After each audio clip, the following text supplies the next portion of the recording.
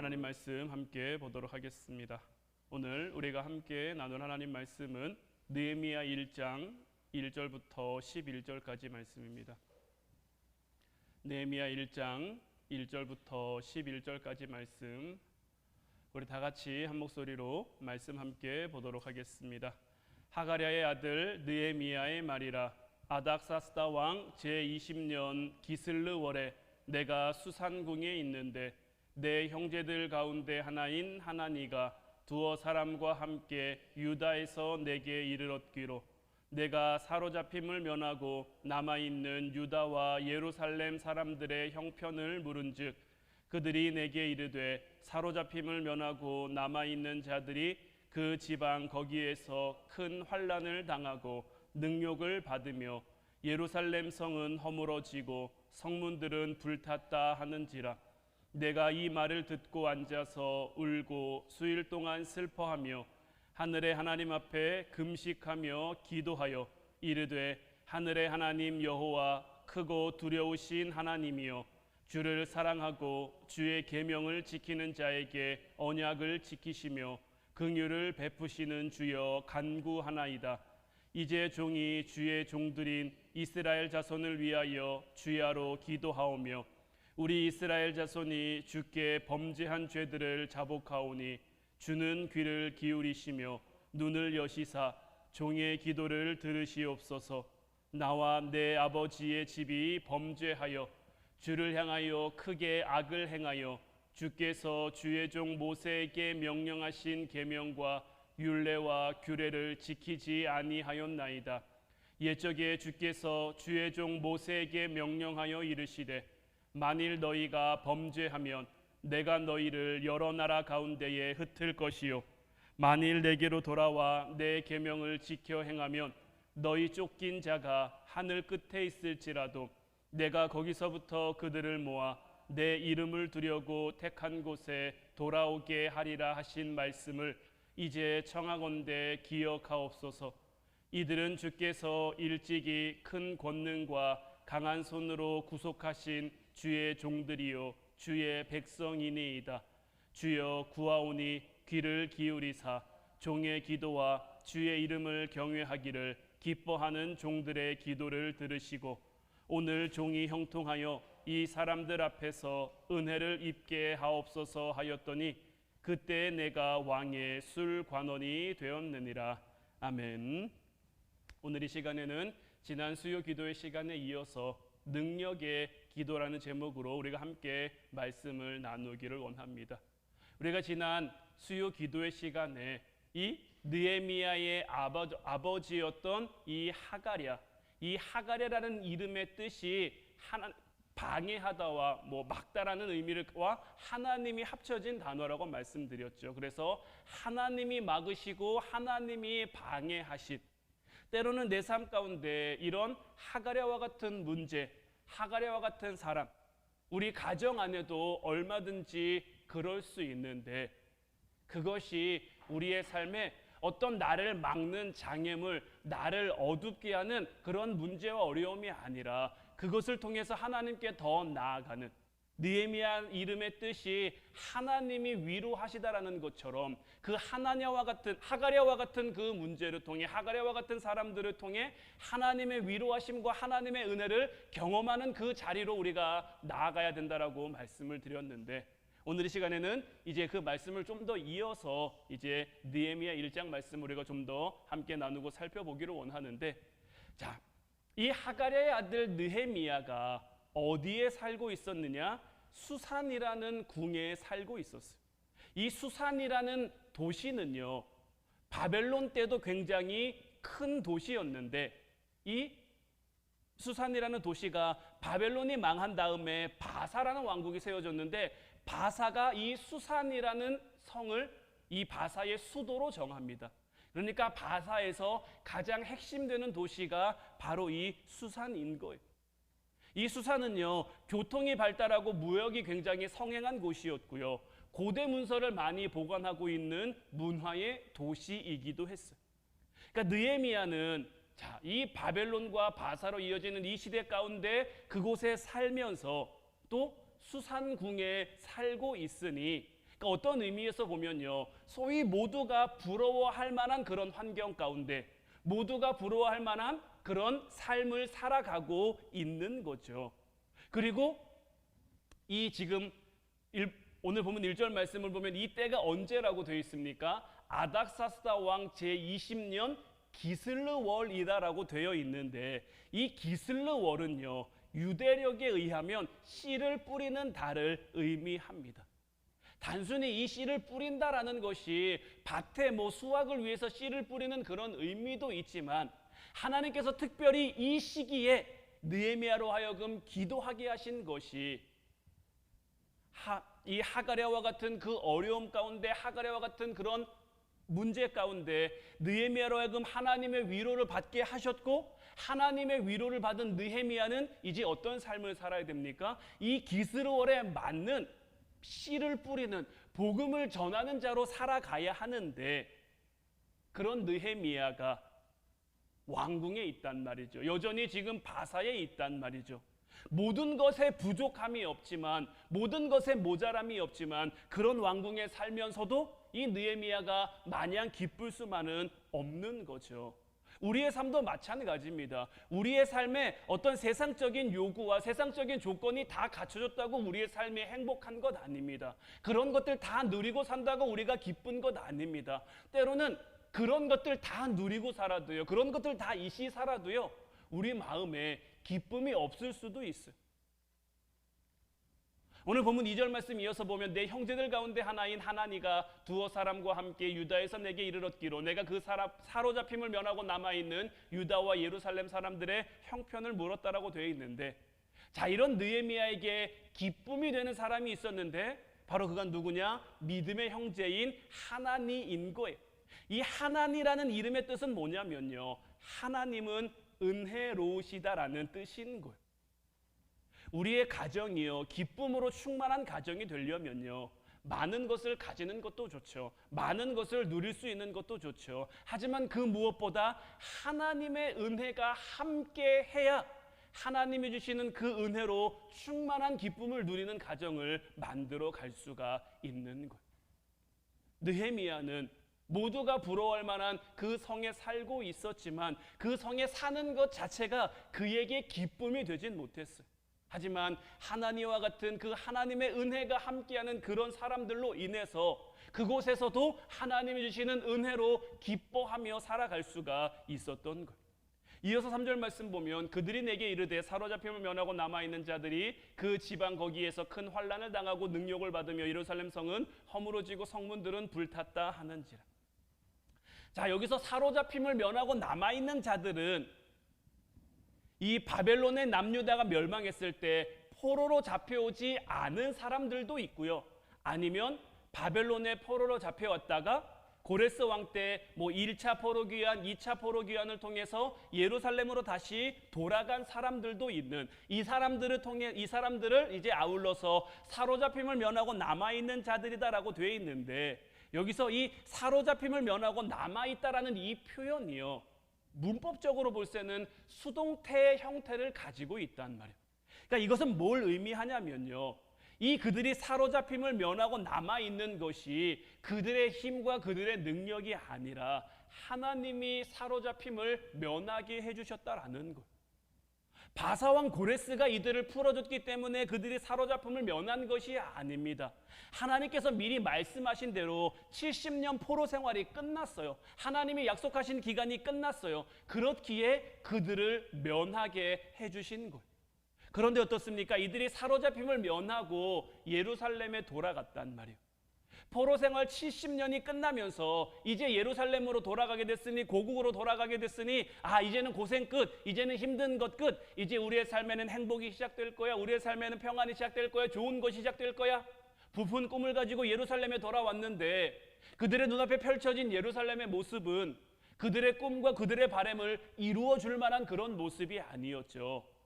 예루살렘 성전은 불에 탔고 예루살렘 성벽도 다 훼손되고 허물어진 그런 상태인 거예요. 포로 생활 70년 동안 예루살렘 성이 황폐해져서 그들이 제대로 살 만한 집도 없는 거예요. 오히려 그들을 향한 환난이 기다리고 있고 능력이 기다리고 있는 거죠. 4절 말씀 이어서 보면 내가 이 말을 듣고 앉아서 울고 수일 동안 슬퍼하며 하늘의 하나님 앞에 금식하며 기도했다라고 되어 있는데, 자, 느헤미야가 관심을 갖고 고향의 소식을 물었어요. 그런데 들려오는 고향의 소식은 어떤 소식입니까? 힘든 소식만 들리는 거예요. 이 힘든 소식 가운데 이 느헤미야가 참 슬픈 거죠. 힘든 소식을 들었는데 그 힘듦을 도와줄 방법이 없으니까 슬프기도 하고요. 그들의 아픔과 그들의 힘듦을 생각하니까 더욱 슬펐을 거예요. 그러니 느헤미야가 할 수 있는 게 뭡니까? 내 힘으로 할 수 있는 게 없으니까 눈물로 기도할 수밖에 없는 거예요. 금식하며 기도할 수밖에 없는 거예요. 그런데 우리가 분명히 알아야 될 것은 뭐냐면요, 이렇게 우리의 가정이나 우리의 형제나 이들의 아픔을 정말 내 아픔으로 여기면서 그들을 위해 눈물을 흘리며 그들을 위해 금식하며 기도할 수 있는 것이 바로 능력의 기도다라는 것. 이처럼 무너진 곳에 관심을 갖고 어려운 것에 관심을 갖고 그 소식에 반응하며 하나님 앞에 간절히 기도할 때 그 기도를 통해 복음의 씨가 뿌려질 수 있는 것. 저는 우리 화운교회가요, 좀 이렇게 무너진 사람들이 모이는 교회가 될 수 있었으면 좋겠어요. 그러니까 이 무너졌다라는 말이 사실 우리에게 좀 어감상으로 안 좋을 수도 있는데요. 그러니까 이 말의 의미가 뭐냐면요, 하나님 없이 내 힘으로 세상 살아가려고 해보다가 하나님 없이 내 힘으로 내 성 쌓고 싶다가 그 성이 무너져서 정말 천부의 의지 없어서 흔들기 옵니다, 그 찬양의 가사처럼 그렇게 하나님 앞에 모여든 이들이 함께 모여 기도하고 함께 모여 예배할 수 있는 곳이었으면 좋겠어요. 서로의 아픔을 위로하며 서로의 아픔을 함께 나누며 우리가 눈물로 기도하고 함께 땀 흘리며 기도할 때 우리의 무너진 가정이 다시 회복될 것이며 우리의 무너진 삶의 자리가 다시 회복되어 하나님의 은혜가, 하나님의 함께하심이 나타나게 될 줄로 믿어요. 우리가 기도하는 하나님은 어떤 하나님입니까? 오늘 본문 5절 보면 이르되 하늘의 하나님 여호와 크고 두려우신 하나님이여 주를 사랑하고 주의 계명을 지키는 자에게 언약을 지키시며 긍휼을 베푸시는 주여 간구하나이다. 자, 느헤미야가 하나님을 이제 부르고 있는데 어떤 하나님으로 부르고 있습니까? 하늘의 하나님 여호와 크고 두려우신 하나님. 하나님을 사랑하고 계명을 지키는 자에게는 언약을 지키시는 하나님, 긍휼을 베푸시는 하나님으로 느헤미야는 하나님을 부르고 있는 거예요. 느헤미야는 이런 하나님을 알기 때문에 하나님 앞에 간구할 수 있는 거예요. 우리도 마찬가지입니다. 우리 하나님이 어떤 하나님인지 알아야 그 하나님께 우리가 간구할 수 있는 거예요. 막연히 하나님이니까 기도해야지, 그냥 애둘러서 그냥 하나님이니까 내가 뭐라고 기도하든 들어주시겠지가 아니라 내 삶을 주관하시며 나를 이 세상에 보내신 하나님, 그 하나님이 어떤 하나님인지를 내가 분명히 기억하고 그 하나님을 확신하고 믿고 고백해야 그 하나님의 능력이 위로부터 우리에게 임할 수 있는 것. 우리의 삶에 능력이 필요해요. 그럼 우리가 부르는 하나님은 어떤 하나님이어야 됩니까? 능력을 우리에게 주시는 하나님이어야죠. 하나님이 능력을 주실지 안 주실지 확신이 없는데, 내 마음에 어떤 그런 믿음이 없는데 하나님이니까 하실 수도 있겠지 하면 그 하나님이 우리에게 어떻게 능력을 주실 수 있겠어요? 우리가 하나님의 이름을 부를 때 이 느헤미야처럼 분명하고 확실하게 하나님의 이름을 불러야 되는 거예요. 우리의 삶에 주어진 문제는요, 우리가 두려워할 대상도요, 우리가 간구해야 될 대상도 아니에요.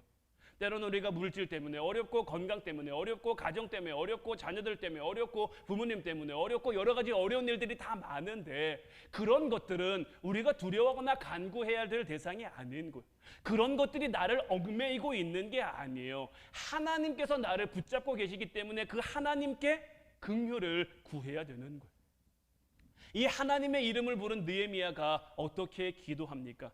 6절부터 7절까지 말씀 보면 이제 종이 주의 종들인 이스라엘 자손을 위하여 주야로 기도하오며 우리 이스라엘 자손이 주께 범죄한 죄들을 자복하오니 주는 귀를 기울이시며 눈을 여시사 종의 기도를 들으시옵소서. 나와 내 아버지의 집이 범죄하여 주를 향하여 크게 악을 행하여 주께서 주의 종 모세에게 명령하신 계명과 율례와 규례를 지키지 아니하였나이다.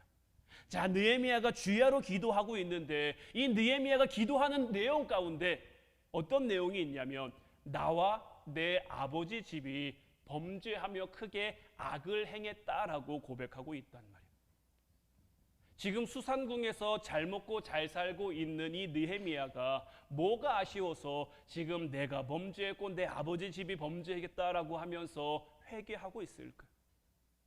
사실 이 느헤미야에게는요, 1차 귀환, 2차 귀환 때 예루살렘으로 돌아가지 않은 것에 대한 그 영적인 부담감이 늘 있었어요. 어쩌면 그의 아버지 하가랴가요, 느헤미야로 하여금 돌아가지 못하게 했을 수도 있어요. 하나님이 막으시고 하나님이 방해한 것 가운데 아직 느헤미야의 때가 이루어지지 않았기 때문에 그렇게 막아서 느헤미야로 하여금 왕의 관원이 될 수 있도록, 특별히 왕의 술 관원이 될 수 있도록 이 때를 기다리게 했을 수도 있지만, 이것을 다 알 수 없는 우리로서는, 느헤미야로서는 이것에 대한 영적인 부담감이 있었을 수 있죠. 그렇기 때문에 예루살렘에서 고생하는 자기 동족들을 생각하면 어떻습니까?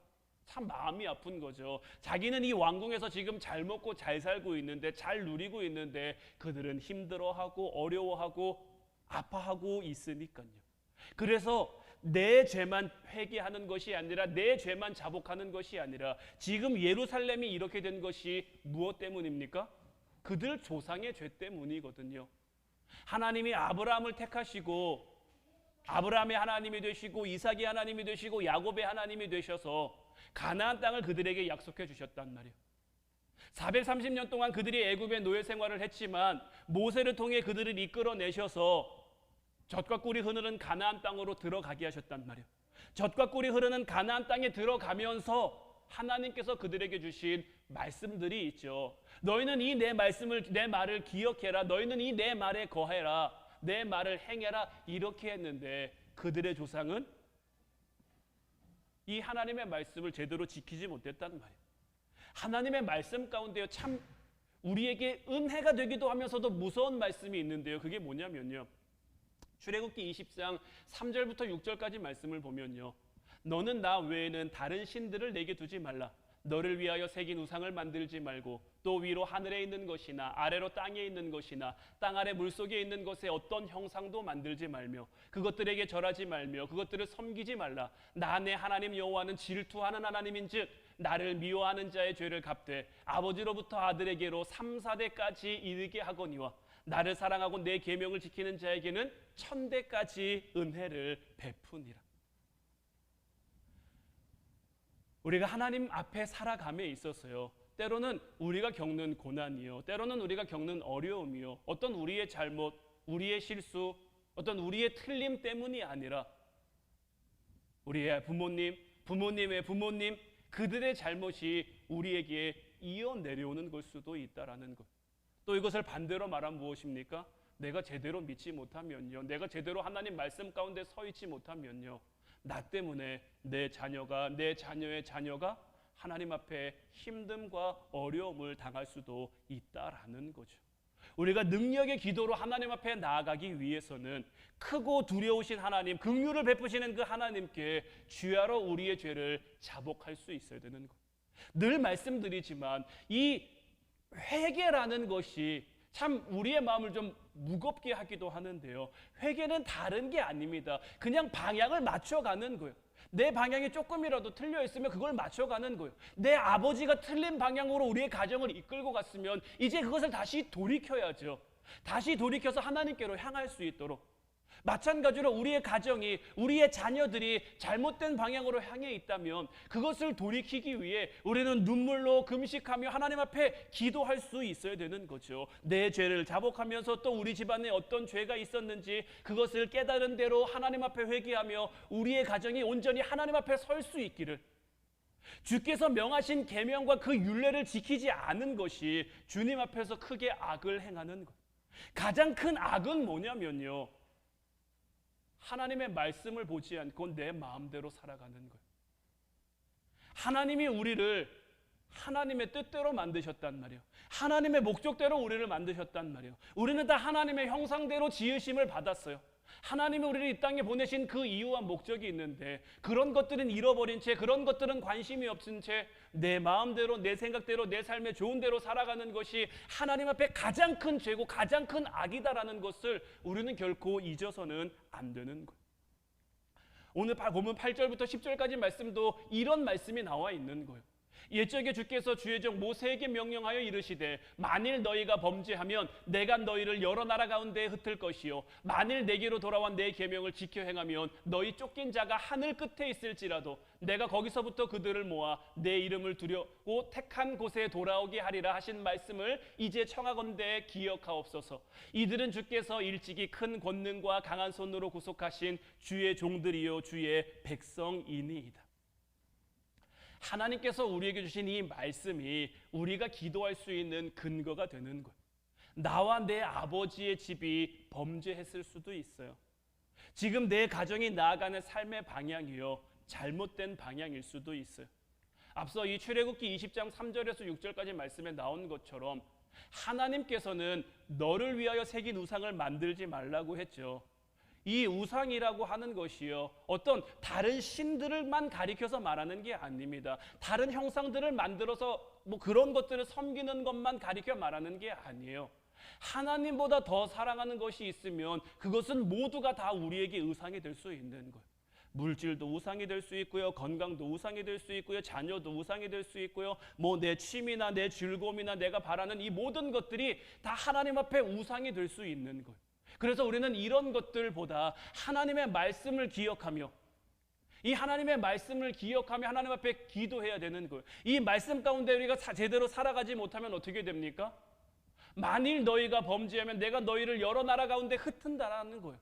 여러 나라 가운데로 흩은다라는 것은 우리의 삶에 어려움과 힘듦이 다가옴을 의미하죠. 하지만 반대로 이제 우리의 가정이 우리 가정이 이제 하나님을 보고 살아가겠습니다. 하나님 앞에 살아가겠습니다. 하나님의 말씀을 이제 내가 깨달아 하나님 말씀대로 살겠습니다라고 우리가 결단하고 하나님 앞에 나오면 우리가 회개함으로 우리의 삶의 방향을 온전히 하나님께 맞추면 우리가 하늘 끝에 있어도요 하나님께서 거기서부터 우리를 모아 돌아오게 하신다라는 거예요.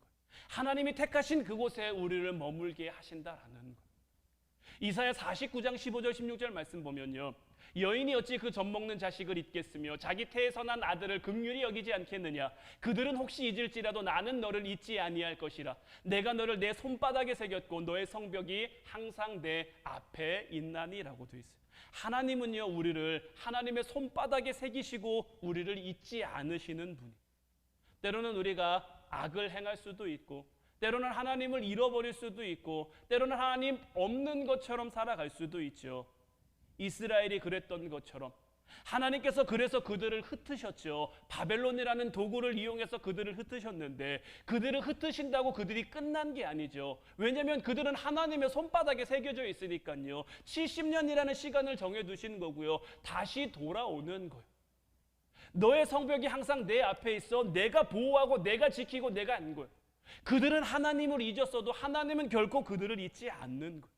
우리가 하나님 앞에 간구할 수 있는 힘이 바로 이 언약의 말씀 가운데 있는 것. 그러므로 우리는 하나님 앞에 기도해야죠. 우리가 어떤 자리에 있더라도 지금 우리 가정이 어떤 모습으로 하나님 앞에 살아가고 있더라도 하나님께서 돌아오게 하신다고 하신 그 말씀을 기억해 달라고. 우리가 주님의 자녀이기 때문에 하늘 끝에 있더라도 돌아오게 하신다고 하신 그 약속을 기억해 달라고 우리는 기도할 수 있어야 되는 거예요. 그래서 오늘 본문 11절 말씀 마저 보면 주여 구하오니 귀를 기울이사 종의 기도와 주의 이름을 경외하게 기뻐하는 종들의 기도를 들으시고 오늘 종이 형통하여 이 사람들 앞에서 은혜를 입게 하옵소서 하였더니 그때에 내가 왕의 술관원이 되었느니라. 자, 느헤미야는 지금 자기의 형통을 구하면서 아닥사스당 왕 앞에서 은혜를 입게 해달라고 기도했단 말이에요. 그러니까 하나님께서는 그 느헤미야의 기도에 응답해서 왕의 술 관원이 되는 구체적인 응답을 주셨어요. 근데 여기서 우리가 분명히 기억하고 봐야 될 것은 뭐냐면요. 자, 지난번에도 말씀드렸습니다만은 이 술 관원이라고 하는 건요. 그러니까 오늘날로 말하면 청와대 비서실장쯤 되는 그러한 힘을 가지고 있는 그러한 자리란 말이에요. 느헤미야의 입장에서는 지금 자기의 지위가 올라갔어요. 얼마든지 여기서 이제 더 잘 살 수 있어요. 더 많은 건 누릴 수 있어요. 그런데 지금 느헤미야는 뭘 기도했었죠? 자기의 나라와 민족, 자기의 가족들, 자기의 형제들을 위해서 기도했단 말이에요.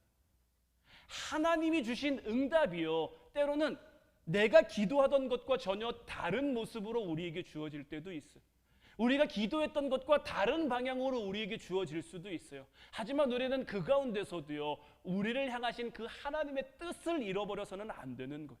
그리고 말씀을 근거로 구체적인 기도를 할 수 있어야 되는 거예요. 막연하게 하나님 우리 가정 회복시켜 주세요, 하나님 우리 가정에 은혜를 주세요, 하나님 우리 가정을 용서해 주세요, 이런 기도가 아니라 하나님이 우리에게 주신 그 말씀을 사용해서 우리가 기도할 수 있어야 되는 거예요. 그러니까 예를 들면 이런 거예요. 오늘 본문 1절 말씀 보면 하가랴와 같은 그 느헤미야가 부모가 있었죠. 그러니까 하나님 앞에 기도하는 거예요. 하나님, 나에게 하가랴와 같은 부모님이나 배우자나 자녀들이 있습니다. 하나님, 이들을 통해 하나님의 영광 받을 수 있도록, 이들을 통해 하나님의 은혜 받을 수 있도록. 아니면 이 느헤미야에게 하나님과 믿음의 형제 같은 하나님의 은혜를 함께하는 그런 기쁨이었다면, 하나님, 나에게도 이런 믿음의 형제 하나님과 같은 사람을 허락해 주셔서 우리의 가정이, 우리의 삶이 하나님 앞에 복될 수 있도록, 이렇게 우리가 구체적으로 기도할 때 우리의 삶의 목적과 현재의 이유를 깨닫게 되는 거예요. 느헤미야가 술관원이 됐어요. 어떻게 보면 현실의 삶이 더 바빠질 수도 있어요. 현실의 삶이 더 분주해질 수도 있어요. 제가 어려울 때 하나님 앞에 기도했다가 한 번 은혜 받고 한 번 축복 받으시는 분들 굉장히 많이 봤어요. 사업이 어려워져서, 사업이 힘들어져서 하나님 앞에 기도했는데 하나님이 축복 주셔서, 하나님이 은혜 주셔서 사업이 다시 일어서고 사업이 다시 번창되는 그런 분들 많이 봤단 말이에요. 그들의 삶이, 사업이 잘 됨으로 인해서 바빠졌어요. 삶이 분주해졌어요. 처음 힘들 때 하나님 앞에 기도했던 것은 온데건데 없이 사라지는 거, 저 진짜 많이 봤어요. 여기서 우리는 분명히 기억해야 되는 거, 하나님이 왜 일으켜 주셨을까요? 하나님이 다시 왜 세워주셨을까요? 다시 바쁜 삶을 살아라, 다시 너의 삶에 충만한 삶을 살아라, 이래서 하나님께서 다시 세워주시고 다시 회복시켜 주셨을까요? 아니란 말이에요. 우리가 그때 하나님 앞에 어떻게 기도했는지, 어떤 구체적인 기도의 제목을 가지고 기도했는지 우리는 그것을 잃어버려서는 안 되는 거예요. 하나님이 느헤미야라고 왜 왕의 술관원이 되게 하셨을까요? 하나님이 느헤미야에게 왕의 술관원이 되게 하신 그 이유가 있단 말이에요. 느헤미야가 이 왕의 술관원이 되는 것을 기도 응답으로 받은 것이 자기를 위한 것이 아니라, 자기의 만족을 위한 것이 아니라 그가 기도했던 자기의 형제들, 자기의 동족들을 위한 것이다라는 것을 잊어서는 안 되는 거죠. 그렇게 자기 삶의 어떤 목적과 현재의 이유를 깨달은 그 느헤미야가 자기의 형통을 내려놓고 민족의 형통, 가정의 형통, 가족의 형통, 이런 것들을 이루는 진정한 위로자가 될 수 있었던 거죠. 하나님의 역사는요, 이루어지고자 하면요, 그 어떤 한 사람을 통해서도 이루어질 수 있는 것. 지금 우리 가정에 믿지 않는 가족들도 있고, 믿음이 약한 가족들도 있고, 아니면 우리 가정 속에서 나만 믿고 있는데 라고 외롭고 힘든 그 신앙의 길을 걸어가시는 분들도 있을 텐데, 하나님이 함께 하시면요, 하나님이 역사하시면요, 그 한 사람을 통해서도 얼마든지 그 가정이, 한 사람을 통해 한 나라도 뒤집어지는데, 제가 지난 수요기도 시간 말씀드렸잖아요. 1차 포로 귀환, 2차 포로 귀환 때 예루살렘으로 돌아간 사람이 140년 동안 예루살렘 성벽 재건하는데 실패했어요. 그런데 느헤미야가 돌아가 나서는 52일 만에 이게 이루어지고 완성된단 말이에요. 하나님이 하시고자 하면요, 이 한 사람을 통해서도 얼마든지 나라도 뒤집어질 수 있는데, 하물며 우리 가정을 향해 하나님이 하시고자 하시면, 하나님이 역사하고자 하시면 우리의 가정이 안 뒤집어지고 배길 수 있을까요? 하나님이 우리에게 물질이나 학벌이나 지위나 능력을 주신 이유가 뭘까요? 아니면 반대로요, 하나님이 내게 그런 것들을 주시지 않은 이유가 뭘까요? 주신 이유도요, 주시지 않은 이유도 마찬가지인 거예요. 하나님이 주셨으면요, 그 주신 걸로 하나님의 은혜를 전하고, 하나님의 위로하심을 전하고, 하나님의 함께하심을 전하라고 준 거고요. 주시지 않았으면요, 그 주시지 않았어도 내가 하나님 은혜 가운데 기뻐하는 삶, 하나님 은혜로 만족하는 삶, 이런 것들을 보임으로 이래도 하나님의 영광, 저래도 하나님의 영광, 그 하나님의 영광을 위해 우리로 하여금 살아가게 하시기 위함인 거죠. 사명 없이 이 세상에 온 사람은 아무도 없습니다. 때로는 고난 속에서도, 때로는 기쁨 속에서도 거기에서 하나님의 역사가 이루어질 수 있도록 지금 내 현재의 이유를 깨달을 수 있어야 되는 거예요. 이제 다음 주 월요일부터 우리가 한 주간 동안 가정을 위한 특별 기도회를 진행할 텐데, 지금 하나님이 내 현재, 지금 우리 가정을 통해 하나님이 이루어가고자 하시는 것이 무엇인지 첫 시간 말씀드린 것처럼 우리는 먼저 하나님이 역사에 가시는 그 역설의 은혜를 깨달을 수 있어야 되는 거예요. 때로는 내 힘듦이요 하나님이 일하시는 도구가 될 수 있어요. 때로는 내 어려움이요 하나님이 역사하시는 그 방법이 될 수 있는 거예요. 이것을 우리가 바라보지 못하면요 하나님을 이해할 수가 없어요. 하나님의 일하심을 깨달을 수 없어요. 그저 내 삶에 주어진 일들 때문에 하루는 기뻤다가 하루는 안 기뻤다가, 하루는 좋았다가 하루는 나빴다가 이렇게 될 수밖에 없는 거예요. 그런데 이 하나님이 일하시는 그 역설의 은혜를 우리가 깨닫고 나면요 언제나 하나님 앞에 기뻐할 수 있는 거죠. 그리고 우리의 가정을 향한 그 하나님의 그 일하심과 하나님의 역사하심을 바라보고 발견하고 깨달을 수 있게 되는 거죠. 이제 우리가 다음 한 주간 기도할 때에 이 마음으로 나아갔으면 좋겠어요. 이런 마음 가지고 우리가 우리의 가정을 위해 기도할 때 하나님이 주시는 그 분명한 말씀을 붙잡고 우리의 능력 되시는 하나님, 우리의 위로 되시는 하나님, 우리의 구원자 되시는 하나님, 이 하나님을 향한 그 구체적인 그 이름과 목적과 내용을 가지고 우리가 하나님 앞에 기도할 때 하나님의 응답이 우리에게 주어질 것이고요. 그 응답을 통해 하나님께서 다시 우리 가정을 세워, 다시 우리의 가정을 일으켜 하나님의 영광이 되게 하실 줄로 믿어요. 그때까지 우리가 함께 기도하며 함께 나아갈 수 있기를 주님의 이름으로 축원해 드립니다. 우리 같이 이제 찬양하고 기도하기를 원하는데, 오늘 이 시간에는 예배자라는 이 찬양을 함께 고백했으면 좋겠어요. 이 찬양의 가사에 내가 밟는 모든 땅 주를 예배하게 하소서라는 가사가 나오는데, 우리가 속해 있는 우리 가정이 함께 주님을 예배하는 그날까지, 우리의 가정이 온전히 회복되어 하나님의 기쁨이 되는 그날까지 주의 보혈로 덮어지게 하시며, 우리가 살아가는, 우리가 선 우리의 가정이, 우리의 교회가 주님의 거룩한 곳 되어, 지금은 막막할 수도 있어요. 140년 동안 회복되지 않는 그런 문제와 같은 가정의 어려움, 가정의 힘듦, 가정의 문제들이 우리의 삶을 여전히 어렵게 하고 우리의 마음을 힘들게 할지 모르지만, 우리가 선 이곳이, 우리가 머물고 있는 이 현재가 주님의 거룩한 곳 되고 주님의 향기로 물든 곳이 된다면 하나님께서는 그곳을 회복하시고, 느헤미야를 통해 52일 만에 예루살렘 성벽을 완성하신 것처럼 이제 우리의 어떻게 보면 한 주간의 기도로 끝나는 것이 아니라 이 한 주간의 시작으로 이제 우리가 우리의 가정을 위해 기도해 갈 때 하나님의 역사, 하나님의 일하심이 이제 우리의 가정을 통해 온전히 이루어지게 하옵소서. 우리 함께 찬양하고 함께 확신 가지고 믿음 가지고 기도하도록 하겠습니다.